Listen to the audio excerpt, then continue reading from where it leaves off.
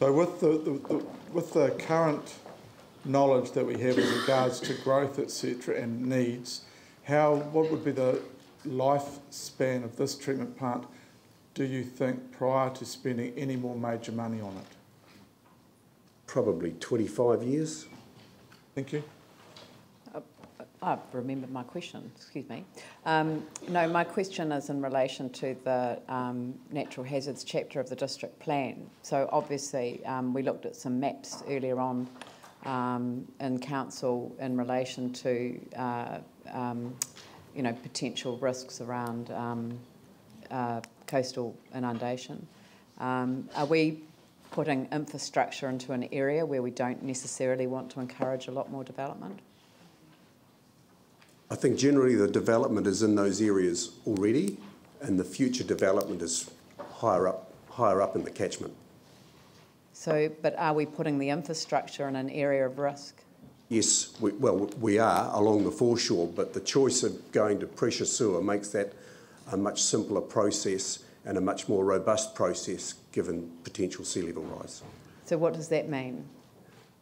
You can move the pipes, or it doesn't matter that they go underwater? You can move the pipes, they're shallow, they're easy to repair. But it doesn't matter that they go underwater? No, it doesn't matter that they're underwater. Okay. Paul? Just following on from Tim's question, you talked about the treatment plant being suitable to cater for the existing amount of households, and that it can go up by modules. So if we put in this infrastructure and the population doubles, so in other words we get another X amount of sections, what's the cost to do that, to add these extra modules to cater for a double size population? Yeah. I think it's important to note that the design, the flows that this treatment plant was designed for were based on our growth projections, or council's growth projections until 2041. I cannot tell you what the actual flows will be, or what the peak flows will be in summertime, but I would suggest that if we do have to add more modules, then it will be a very small cost compared with the $8 million we're talking about at the moment, because all the foundations are there. It is literally putting 2 more tanks. A simple question: how much is the module? I couldn't tell you, quite honestly. All right, is that enough questions? Yanni? So I'm interested in the lack of enforcement from ECAN. So have we raised concerns given our environmental assessments with ECAN about the impact on the environment? And if so, what's been ECAN's response? They'll go out and look at a septic tank or a drainage field to see how it's operating if someone complains about it. I don't know where there's any issues because people don't tell us. But if someone does complain to Environment Canterbury, they will go out and assess and require the property owner to put it right. It's just that, I just wonder because, we've heard that it's in terms of environmental priorities, this is pretty high because of the environmental impacts, and yet we're also hearing that there's been no monitoring and no enforcement of those environmental things because it's left to an individual property person to complain, who people probably aren't going to do if it's their neighbours. So I just wonder whether there's a gap somewhere, because it's really hard to understand how it's being left to get so bad. And it also is hard to understand why ECAN haven't done anything proactive in that space, given all the publicity we've had over the last 2 years on it. But have we not formally approached ECAN and said, look, we're concerned about the environmental impacts, and what are you doing about it? Or are we just leaving it on the individual properties? We've talked to them about the issues out there, and they are aware of them. Okay. But they can't go to a property unless there's an issue, a particular property, unless there's an issue raised with it. Okay. And we don't have any information on particular properties. Okay, and then just the second thing is, so I was just looking at the recent, property transfers. So houses here are selling for, 650,000, 850,000, quite a high value area. The idea that we could put a kind of... In Wainui? Yeah, yeah.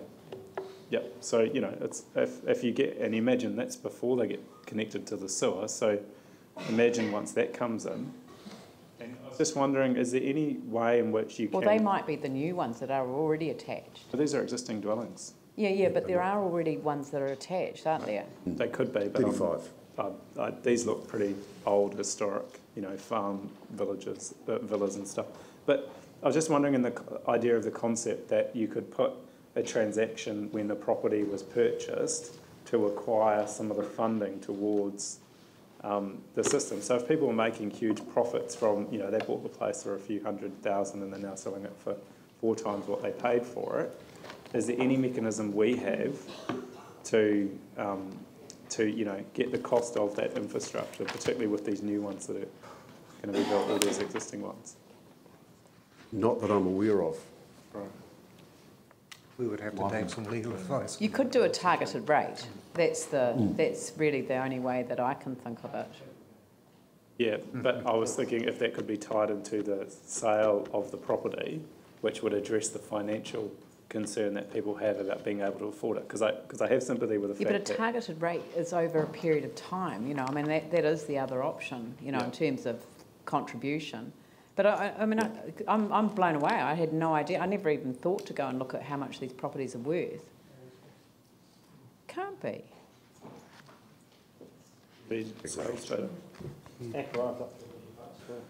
Yeah, no, I know Akaroa is, but Wainui's kind of tucked away. He's sort of kind of... Yeah. Well, it's a hugely challenging decision. So, you know, there are pluses and minuses. But anyway, I think it's probably we've had the questions and I think it's time to debate it. Andrew? So I'd like to move option 3, if I can, please. Can I just ask one more question, financial question? Because we've gone from year 11 to year 1. Is there an option anywhere in between that, Peter? You'd have to move an amendment to Andrew's resolution once he moves it. I understand that. Just the impact of putting this not in year 1, but maybe in year 3. Yeah, if you could work that out in the meantime, yeah, move it to so not year, but so what's that? 2017 to 18? Yeah, I was just trying to avoid 2020 actually. 18, 19, is it? So those figures I called out earlier, They would Just shift out. Okay. Okay, so Andrew's going to move and Phil is seconding option 3. And Vicky, do you want to move an amendment which is to push it out to... Option 3, does it this coming year? Yeah, that's right. Do you want it to start this coming year? Or are you happy that it could start 2 or 3 years out? Ideally, I'd like it to continue this coming year, and maybe the way to proceed is to put the motion and then see an amendment foreshadowed so that if it fails in the first instance, then the amendment would be... Except that the amendment might be better to put... I mean, it is a very difficult thing because there are some people who would support Vicky's position but not the alternative. So there'll be some people who are opposed across the board, but others would accept that as a compromise. We've gone from Phil. I'm just wondering if someone, and I would myself necessarily, but foreshadow an amendment around the targeted rate for properties that have yet to obtain consent. In fact, we also explore that option as a further amendment to option 3.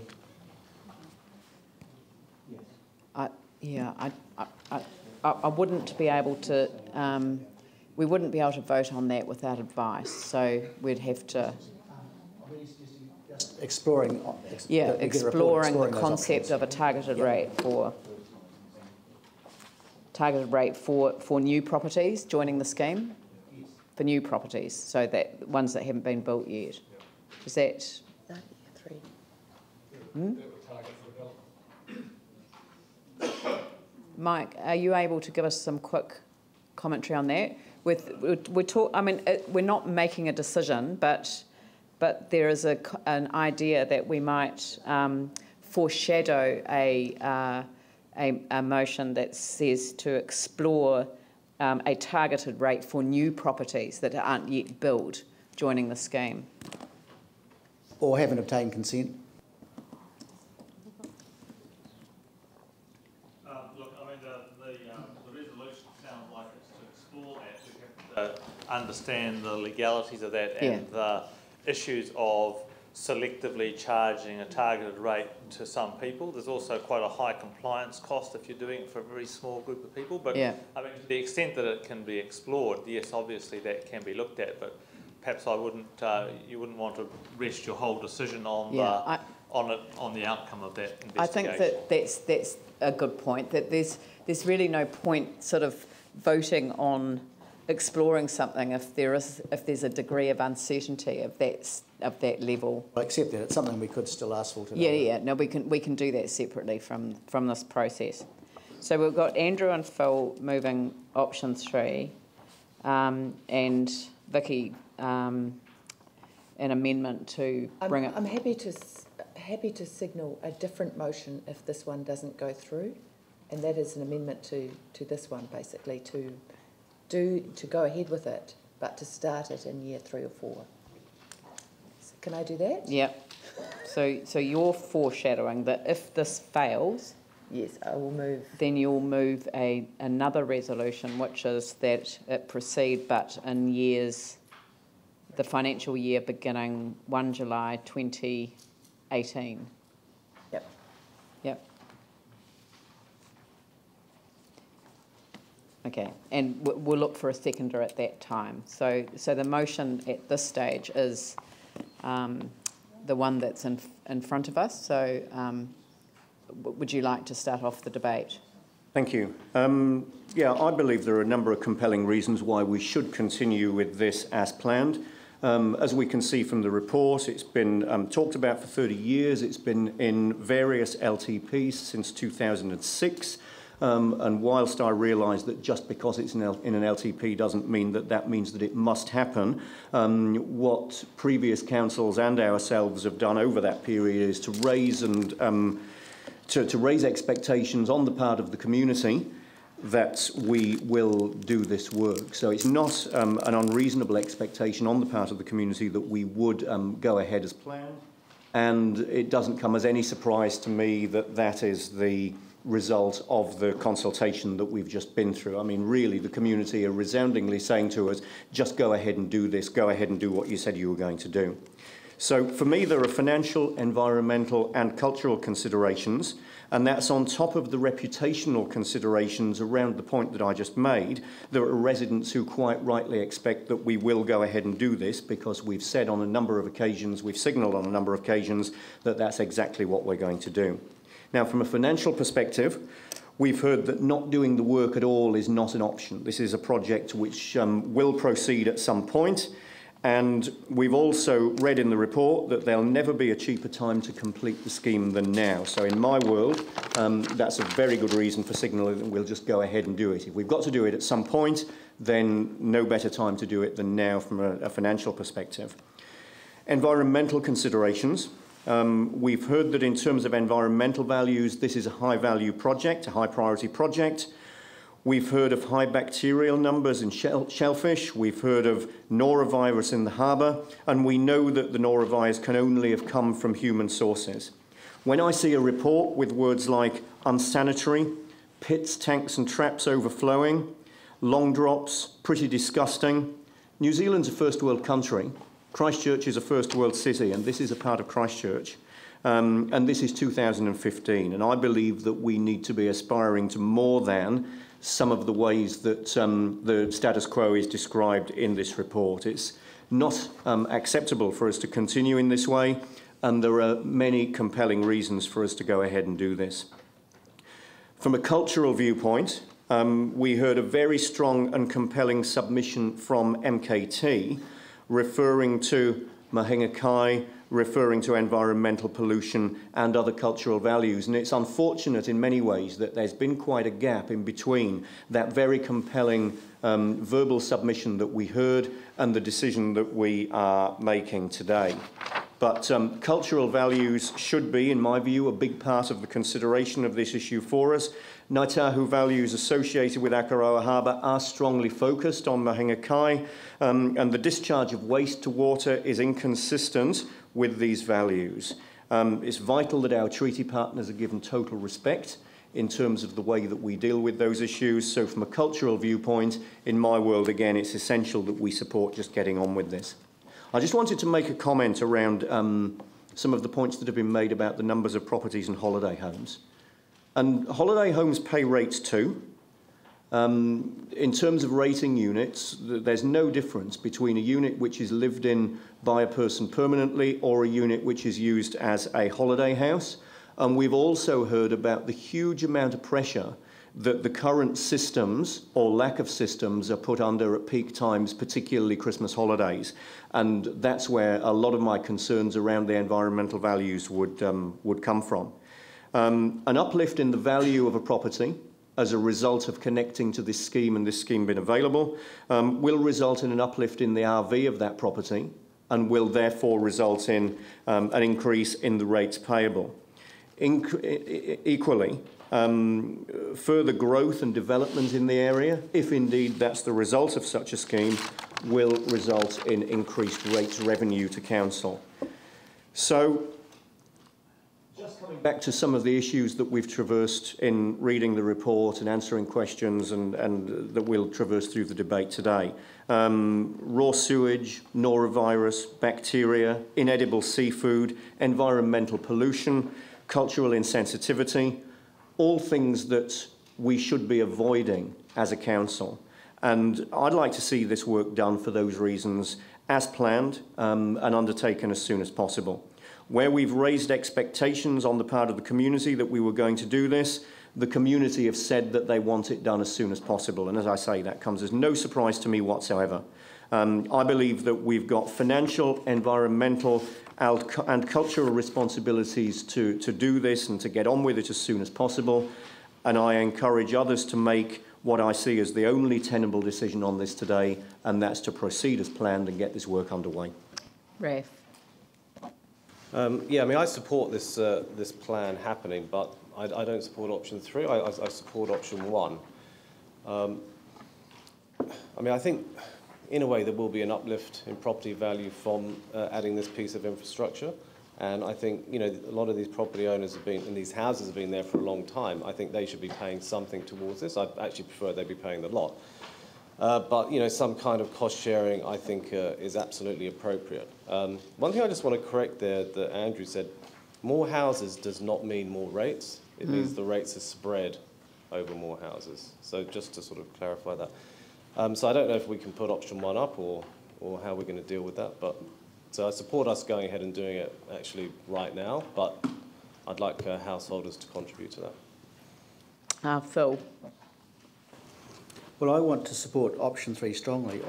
I'm not an economist, but I really have to question. I would have thought that, in fact, if we had more houses, that would mean more rates. That is more money coming in. So, in fact, it would assist the system. And payment for these. Look, I was open to, before the consultation, I was certainly open to, you know, having a longer period of time for this scheme to actually be developed.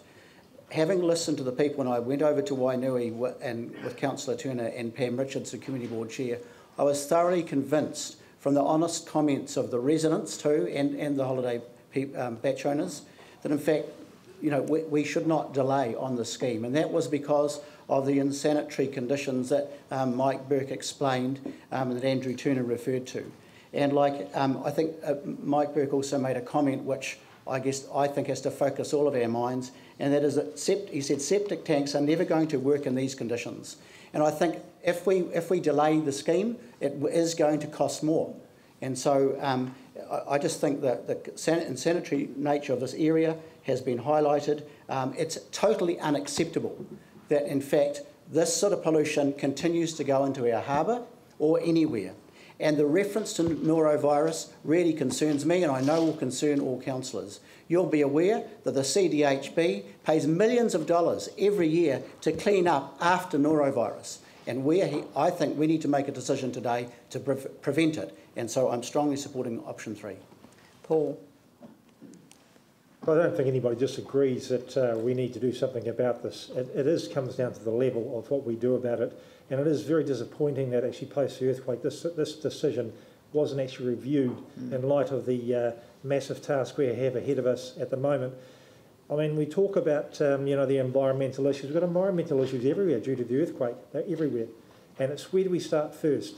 And so prioritising for me is a concern. We have issues in our Heathcote River with pollution. Cultural issues, yes, I understand those well, but we've got cultural issues around Heathcote River as well. The cost. Who's paying for the cost? I agree with Raph. I think there should be some sort of cost-sharing arrangement. I think it's really unfair that for a small amount of people that the burden's placed on all the ratepayers. I think that's actually unfair.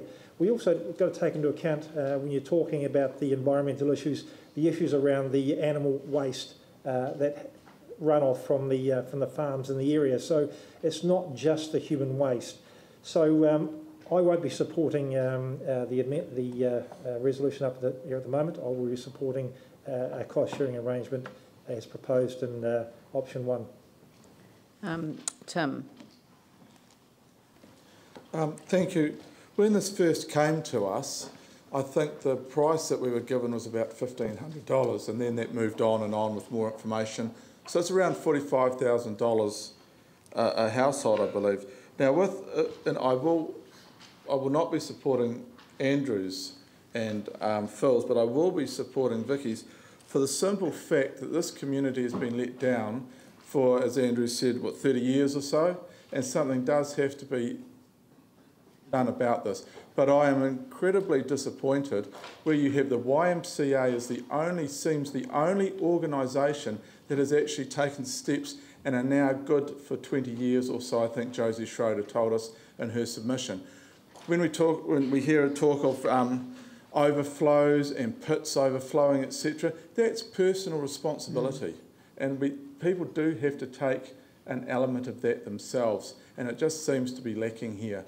As said, I will support Vicky's shadowed amendment, or however you want to put it. The norovirus can also be picked up from faeces anywhere, so it may not have been picked up in Wainui, it could have been brought in or whatever. There's no proof that it was picked up there, so that argument could be someone could have picked it up anywhere. So I am disappointed. However, I am taking into account that 6.2, which is really what Vicky is promoting, will actually add about 20% to the cost of each household. But in the situation that we are in now, I don't think we have any choice. Glenn? Thank you. People have been saying all week I wouldn't want to be in your position, and this is a good indicator, I think, of that. I can see some clear competing interests around stewardship of land, stewardship of money, and I suspect what keeps me hanging on to this is MKT, but I suspect they would agree over that as well. It's about the whole city, the whole place, not just this part. I'm finding this a very difficult position, and I've arrived at the point of wanting to support Vicky's proposal when I look at the cost-benefit analysis of this as well. It's a pretty tough decision to make, but it's the MKT view that keeps me there, but I just can't quite get myself to what Andrew and Phil are putting forward, so I'll support that option there. All right, so Yanni and sorry, David is go. You go. Yeah, sorry, and then Yanni and Thank Jamie. you. Look, this situation is probably back to front to normal situations where we get a development, sewer system goes in, and the cost of the sewer and all of the infrastructure is reflected in the cost of development, the price of the section, etc. I'm concerned that we're retrofitting something here, and I recall many years ago my parents had a holiday home at Karaki Beach, and it was on the night cart system out there, and eventually it got hooked up to sewer, and I'm sure they they had to contribute to actually hooking up to the sewer system. So I'm not particularly in favour of option 3 or 2. I like option 1, where I think there should be some contribution. We haven't actually determined anything from these property owners in Wainui to actually contribute to the establishment of the sewer system.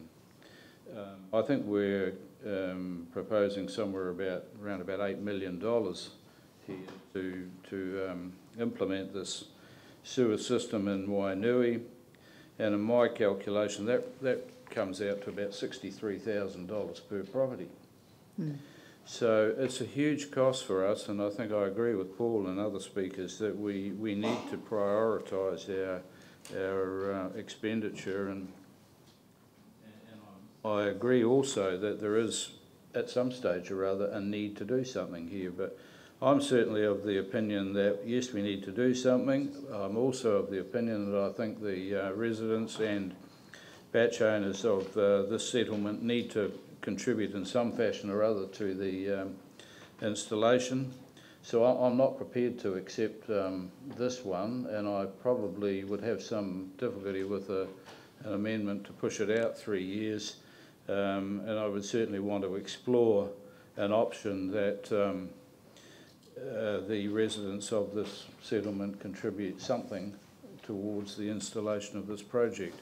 I think it needs to be pushed out a little. I would certainly think that 3 years is probably as far as it should go.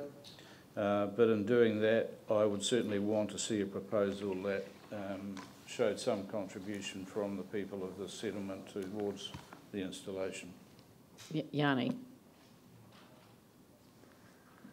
think it's really interesting, the productivity commission has come up with their report around the whole issue of land use planning versus infrastructure planning, and you can't separate that from financial planning, which is really the conversation we're having today. But clearly what comes out through the literature that they've looked at is the cost of urban sprawl and peripheral development is much greater than intensifying in existing brownfields and within urban consolidated areas. So, you know, this is the reality of the cost of having a land zoning program that doesn't match our financial strategy at all. So I'm really worried about the message that rezoning this land does and the cost to the benefit analysis that you would do.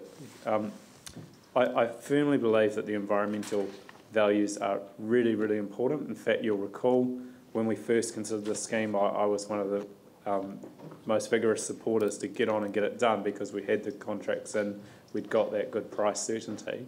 We're now hearing that we may be able to continue with that, but I do think there's a basic principle is that, and you know, we just heard the other day at the Strategy and Finance Committee that if we rezone the land that's over by the AMP showgrounds, it goes from being worth $1 million to having a value of 10 million. So I can't understand when there's such a huge uplift in value for people that benefit from these zoning decisions, why they shouldn't be making a significant contribution to the cost of the infrastructure that enables them to realise those profits and those increased values. So I support us doing something at Wainui. I do think this has been going on for a long time and there are very important environmental issues, and it is, I think, pretty depressing to know that the regulatory body, for whatever reason, hasn't really taken the actions that you would expect, and we're hearing some of the environmental issues that are going on. Maybe that's for a meeting with the ECAN commissioners next time we meet, we could ask and just try and understand how we got to this point. But, you know, I do think we should be providing the infrastructure, and it was again my original suggestion, which I still support, is that we put in part of the infrastructure, but the cost to connect to it should be incurred by those who are going to have a significant increase in value to their properties or to those new developers that are coming in who are going to realise huge profits. So I would support option 3, I think it is, which is option 1, which is the cost share. I think that's really reasonable, and you know, you just look at the way in which these properties are being sold. So I think some work around that, whether it's a targeted rate, recognising that there will be existing people here, that affordability will be a key issue. But when people sell their houses and make huge profits on them, I do think there should be some mechanism that we can look at recovering some of the costs. So I think probably a little bit more work needs to be done around option 1, but philosophically I think that is the right approach. We're still showing commitment as a council to dealing with the environmental issues, and we're giving an opportunity for those people that are going to benefit to fund that improvement. Jamie.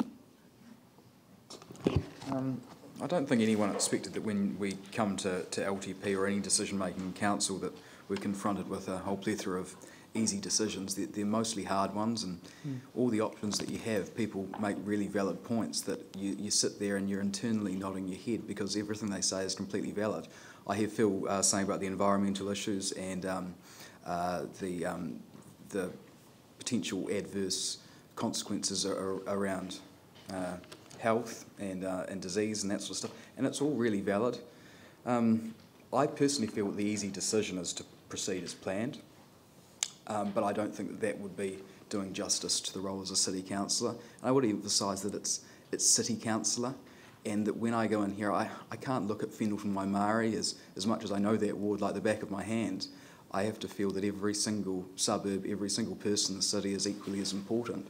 And I know that we're going through such a challenging time, and I see that we have 66 permanent residents in an area that really have had promises made to them. And I think that with a bit of integrity, you do what you say you're going to do. But unfortunately, things change, and I think the one certainty that we have, whether it's any business or a council, is that the unexpected will arise. That's something that you can be sure of. You don't know what it will be or how much it will be, but that's why we do an annual plan. If the unexpected didn't arise, we wouldn't do an annual plan. We'd do a 10-year budget and just roll on through. But the unexpected arises, and you need to make deviations from that as circumstances change, mitigate against risks, and I guess apply financial stewardship and weigh up those hard decisions to make good financially sustainable decisions in the best interests of the wider territorial authority and for every citizen in this city.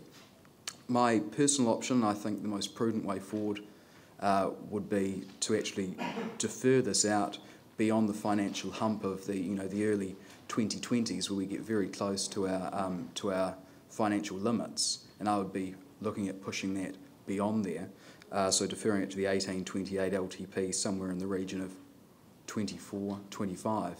That's incredibly disappointing for the people of Wainui, and I accept that. I'm sorry for that, but I don't apologise because, in light of the wider picture, because I need to take every single person in the city into account, and it's always a trade-off. I am prepared to make a compromise, though, that I feel that, whilst my preferred decision would be to push it out beyond the financially tight timeframes of the 2020s, I think that as a council we do need a commitment to partnership and working with people, because every single person in the city is important and we want to work with them, and if there are creative ways of coming up with solutions, then we need to fully explore them. So whilst option 2 would probably be my preferred option, I will support option 1 of a cost-sharing arrangement where we can partner with the people there.